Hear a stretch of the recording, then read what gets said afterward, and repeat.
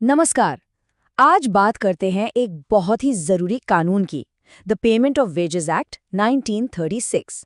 ये कानून ना सिर्फ काम करने वालों के हक के लिए एक मील का पत्थर है, बल्कि जो लोग कॉम्पिटिटिव एग्जाम्स की तैयारी कर रहे हैं उनके लिए तो ये बेहद जरूरी है। जरा सोचकर देखिए, आप महीनों तक पसीना बहा रहे हैं, मेहनत कर रहे हैं, और महीने के आखिर में आपकी जेब में 1 रुपया भी नहीं आता। सुनने में अजीब लगता है ना? पर एक जमाना था जब ये हमारे देश के लाखों मजदूरों की कड़वी हकीकत थी। तो चलिए आज उसी कानून को समझते हैं जिसने इस पूरी तस्वीर को बदल कर रख दिया। देखिए, किसी भी कानून को ठीक से समझने के लिए ना ये जानना बहुत जरूरी है कि आखिर उसे लाने की जरूरत ही क्यों पड़ी। तो पहले हम उस दौर में चलते हैं, उस समस्या को देखते हैं जिसे इस कानून ने हल किया। ये है शोषण का वो दौर। 1936 से पहले हालात क्या थे? मतलब मजदूरों के लिए जिंदगी बहुत मुश्किल थी। तनख्वाह महीनों तक मिलती ही नहीं थी। मालिक जब चाहे जैसे चाहे सैलरी से पैसे काट लेते थे। कोई हिसाब किताब नहीं। ओवरटाइम करवा लिया लेकिन उसका कोई पैसा नहीं। और तो और हाजिरी में जरा सी चूक हुई नहीं कि उसकी भी कटौती हो जाती थी। मतलब एक तरह से पूरी तरह से मालिकों की मनमानी चलती थी। लेकिन जाहिर है ये सब हमेशा तो नहीं चल सकता था। बदलाव की आवाजें उठने लगी थीं और ये कानून कोई रातों रात नहीं आ गया। इसके पीछे दशकों का संघर्ष है। 1920 के दशक में मिल मजदूरों ने आंदोलन शुरू किए। फिर 1931 में रॉयल कमीशन ऑन लेबर ने कहा कि भाई वेतन की सुरक्षा के लिए एक अलग से कानून होना ही चाहिए। और आखिरकार इन सब कोशिशों के बाद 1936 में ये ऐतिहासिक कानून पास हुआ। तो ये थी कहानी कि कानून आया क्यों। अब देखते हैं कि इस कानून में है क्या, इसके प्रोविजंस क्या हैं और ये काम कैसे करता है। 23 अप्रैल 1936 ये तारीख भारतीय मजदूरों के हक के इतिहास में एक बहुत बड़ा मोड़ थी। इसी दिन the payment of wages act लागू हुआ और इसका मकसद सिर्फ एक था, काम करने वालों की मेहनत की कमाई, उनके वेतन को सुरक्षित करना। तो इस कानून के जो कोर ऑब्जेक्टिव्स थे वो बिल्कुल साफ थे। सबसे पहला कि भाई तनख्वाह टाइम पर मिलनी चाहिए। दूसरा, सैलरी से जो उल्टी सीधी गैर कानूनी कटौतियां होती थी उन्हें रोकना। तीसरा, एक कर्मचारी ने जो पैसा कमाया है उसकी वैल्यू को प्रोटेक्ट करना। और चौथा, अगर तनख्वाह को लेकर कोई झगड़ा हो जाए तो उसे सुलझाने के लिए एक प्रॉपर सिस्टम बनाना। अब आते हैं एक बहुत ही क्रिटिकल पॉइंट पर, खासकर एग्जाम्स के लिहाज से। वो है वेज यानी वेतन की परिभाषा। इस एक्ट के हिसाब से वेतन का मतलब क्या है? इसमें आपकी बेसिक पे, महंगाई भत्ता यानी डीए, ओवरटाइम, लीव एनकैशमेंट और बोनस ये सब शामिल हैं। लेकिन, और ये लेकिन बहुत जरूरी है, पीएस में जो एम्प्लॉयर का कंट्रीब्यूशन होता है, ग्रेचुइटी या फिर ट्रैवल अलाउंस, ये सब वेतन में नहीं गिने जाते। इस फर्क को याद रखना बहुत जरूरी है। अच्छा, तो अब बात करते हैं इस एक्ट के सबसे प्रैक्टिकल हिस्से की, यानी पेमेंट के रूल्स। और हाँ, ये वो सेक्शंस हैं जिनसे एग्जाम्स में अक्सर सवाल बनते हैं। तो सवाल ये है कि तनख्वाह मिलनी कब तक चाहिए? सेक्शन 5 इसे बिल्कुल साफ करता है। नियम सीधा है, अगर किसी कंपनी में 100 से कम लोग काम करते हैं तो अगले महीने की 7 तारीख तक सैलरी आ जानी चाहिए। और अगर 100 से ज्यादा कर्मचारी हैं तो डेडलाइन है 10 तारीख। और मान लीजिए किसी की नौकरी चली जाती है, तब क्या?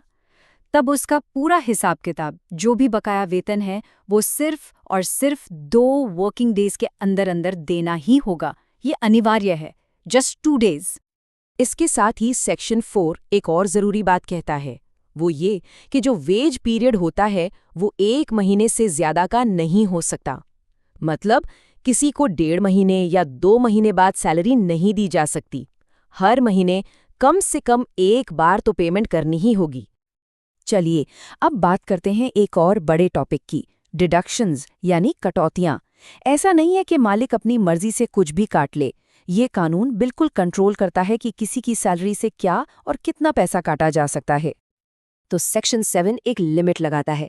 ज्यादातर मामलों में सैलरी से कुल मिलाकर 50% से ज्यादा कटौती नहीं हो सकती। मतलब आधी सैलरी तो घर ले जानी ही है। हाँ, इसमें एक एक्सेप्शन है। अगर कटौतियों में कोऑपरेटिव सोसाइटीज को जाने वाला पेमेंट भी शामिल है तो ये लिमिट बढ़कर 75% तक हो सकती है। अब बात करते हैं जुर्माने यानी फाइन्स की। मालिक किसी भी बात पर फाइन नहीं लगा सकता। इसके लिए भी कानून में वजहें दी गई हैं, शेड्यूल आई में। जैसे कि देर से आना, लापरवाही करके कोई नुकसान कर देना, बिना बताए छुट्टी पर चले जाना या फिर काम की जगह पर हंगामा करना। सिर्फ इन्हीं वजहों से फाइन लगाया जा सकता है। इसके अलावा कोई भी फाइन गैर कानूनी है। अच्छा, फाइन के अलावा भी कुछ और ऑथराइज्ड डिडक्शंस हैं। जैसे अगर कोई काम से एब्सेंट है या सामान को कोई नुकसान पहुंचाया है, या फिर कंपनी ने रहने के लिए घर दिया है तो उसका किराया, या कोई एडवांस पैसा लिया है तो उसकी रिकवरी, या फिर लोन की किश्तें, ये सब भी सैलरी से काटा जा सकता है। ठीक है, तो नियम तो बहुत अच्छे हैं, पर सवाल ये है कि इन्हें लागू कौन करवाएगा?